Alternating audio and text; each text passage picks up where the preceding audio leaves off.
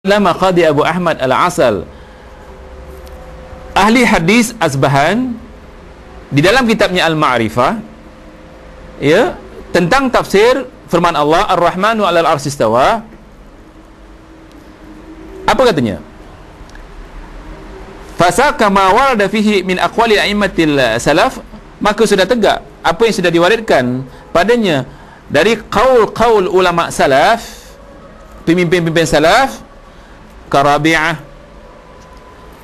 wa Malik wa Thawri, Sufyan al-Thawri, wa Abi Isa Yahya bin Rabi' wa Ka'ab wa Ibn Mubarak, wa hadis Ibn Mas'ud alladhi yaqulu fihi, hadis diriwayatkan oleh Ibn Mas'ud yang memperkatakan dalam hadis tersebut, al-arsh fawqal ma', aras itu di atas air. Aras itu di atas air, baru dengar, sebelumnya tak mendengar. Al-arashu fawqal ma' wallahu azza wa jal fawqal arash, aras itu di atas air dan Allah azza wa jal di atas arash. Wala yakhfa alaihi syai', tidak ada yang tersembunyi pada ilmunya, yakni tak ada yang Allah tidak tahu. Min a'malikum, tidak ada yang tersembunyi tentang apa yang kamu kerjakan. Kerja dua, satu kerja hati, satu kerja luar. Kerja hati yang tersembunyi, kerja luar yang terlahir. Jadi semua Allah tahu. Bermakna tidak penting kita terima, tidak boleh sama sekali kita terima fatwa mereka. Allah tahu di hati kita kerana Allah bersama kita. Memang Allah bersama kita, yang bersama kita ilmunya. Alhamdulillah, tuan-tuan dah faham. Faham sangat dah. Faham sangat ya. Tak berhujah pun boleh bercakap dah, insya-Allah. Tapi kalau boleh berhujah lah. Imam Abu Bakar Al-Ajiri, ini pun tak pernah dengar ya. Siapa rajin membaca buku sunnah, imam ini yang dilahirkan 280 Hijrah dan mati pada 360 Hijrah, dia mengatakan, alladhi yadhhabu ilahi ahli al-'ilm anna Allah ta'ala ala 'arsyihi fawqa samawat.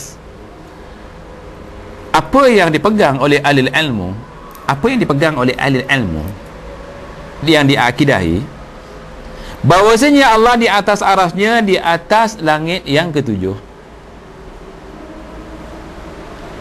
Wa ilmuhu muhitun bi kulli makan, bi kulli syai', dan ilmunya melingkupi, apa itu meliputi apa saja, segala sesuatu. Wa qad ahata bi jami'i ma khalaqa fis samawati al-'ula, dan juga sudah meliputi ilmunya pada apa yang sudah dicipta di langit yang tinggi. Wa bi jami'i ma fi sab'i ardin, dan begitu juga di bumi, di petala bumi yang tujuh ini. Yarfa'u ilaihi a'malul ibad, dan diangkat kepadanya amalan setiap hamba. Kalau diangkat amalan setiap hamba, mana Allah di langit. Terus kita baca ya, kerana kita ambil fatwa ulama mu'tabar. Mereka mengatakan, ustaz, saya nak bukti daripada ulama mu'tabar.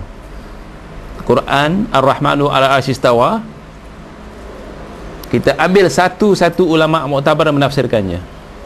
Kita dah sebut tadi, ulama tafsir ada, ulama hadis ada, ulama akidah pun ada. Fa in qila fa ish ma'na qawluhu ma yakunu min najwa thalathatin illa huwa rabi'uhum. Kalau begitu, apa makna firman Allah, tidak berbisik-bisik tiga orang kecuali yang keempat dia. Artinya kalau saya berbisik, kita tiga orang ni berbisik-bisik, yang keempat ni Allah. Jadi orang boleh maknakan Allah bersama kita sekarang, kan macam tu. Ayat ni mengatakan, jadi ditanya, kalau begitu apa maknanya firman Allah bahawa tidak berbisik-bisik tiga orang kecuali dia yang keempat? Qila, dijawab oleh Abu Bakar Al-Ajiri, ilmuhu, yang keempat ini ilmunya. Wallahu ala arsyihi, dan Allah di atas arasnya. Wa ilmuhu muhitun biha, dan ilmunya melingkari kita, meliputi kita ni semua. Hakadha fassara ahli al-ilm, begitulah yang ditafsirkan oleh ahli al-ilm.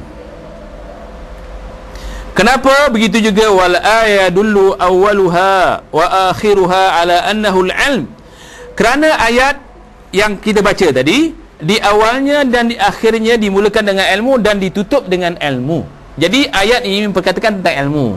Ayat apa? Yang mengatakan tidak berbisik-bisik kamu bertiga kecuali dia keempat. Awal ayatnya memperkatakan tentang ilmu, dan penutup ayat ini juga memperkatakan tentang ilmu.